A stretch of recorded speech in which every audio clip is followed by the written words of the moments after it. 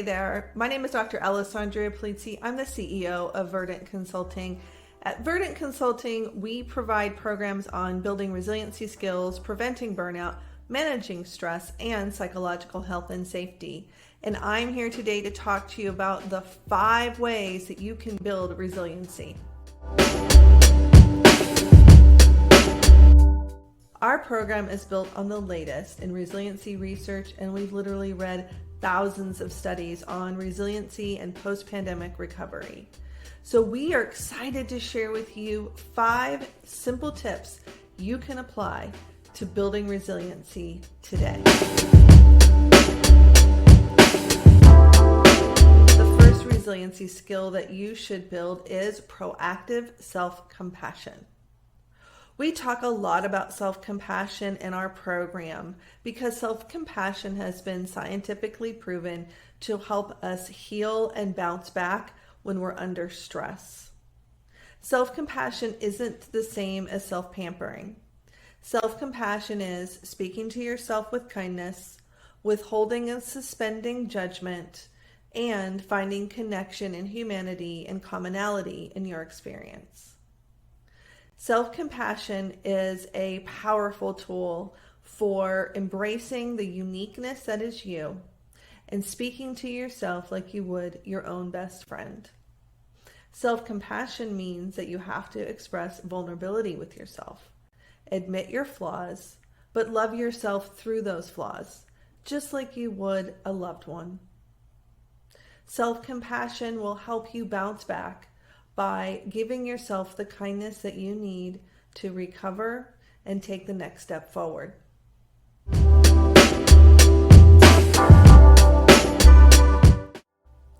The next resiliency skill that you should build is acceptance. Acceptance is like the sister of self-compassion. When we accept our flaws and we accept the situation as it is, we empower ourselves to see our thoughts and emotions as passing and fleeting. When we accept who we are versus some facade of who we'd want to be, we appreciate the uniqueness that makes us special. In fact, acceptance, in the form of what they call tragic optimism, has been scientifically proven to correlate to higher emotional well-being by as much as 54%.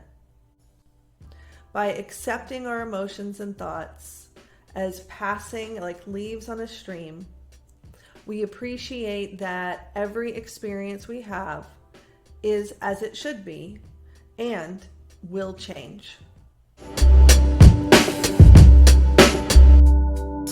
You can't practice proactive self-compassion or acceptance if you don't know how to be present. Now, many people practice meditation, and that's great. But some of us, like me, aren't great at meditating. But we can find ways to practice mindfulness in simple, practical ways. Taking a moment to count the corners in a room, find everything of a color, do a body scan to see how you're feeling, where are the emotions sitting in your body. Focusing on the present moment versus guilt and shame for the past or fear and anxiety about the future will help you become resilient by giving you the ability to focus on today and not obsess about tomorrow or the past.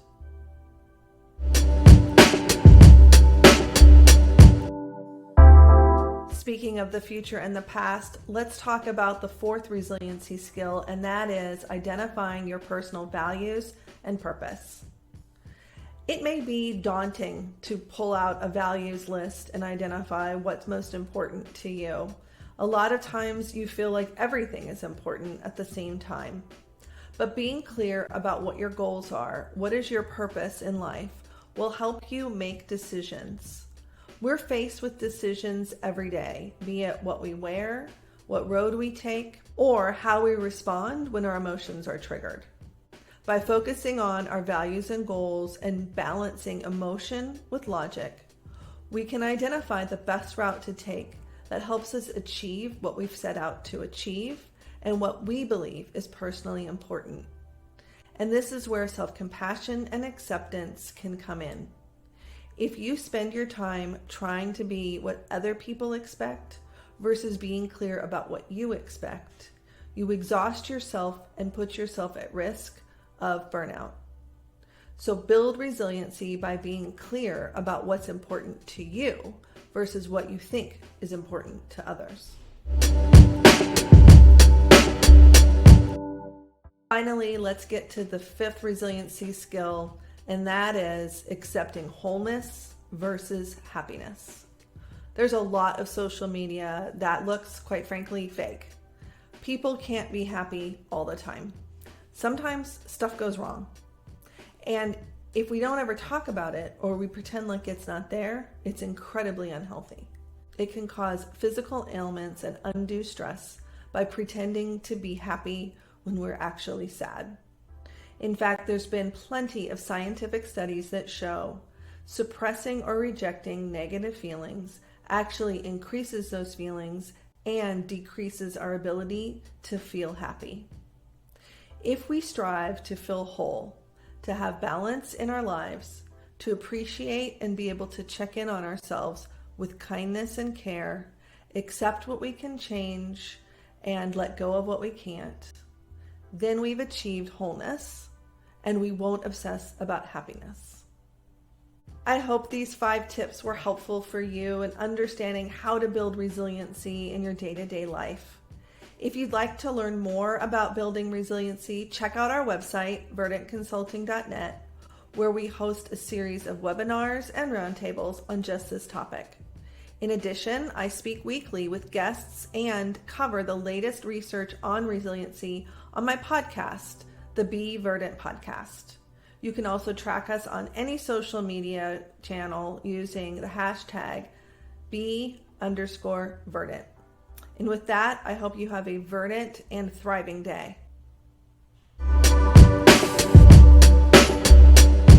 If you'd like to learn more, please hop over to my website. If you'd like, verdantconsulting.net, or check out our podcast, Be Verdant, where we talk about resiliency skills, stress management, emotional agility, and building psychological health and safety.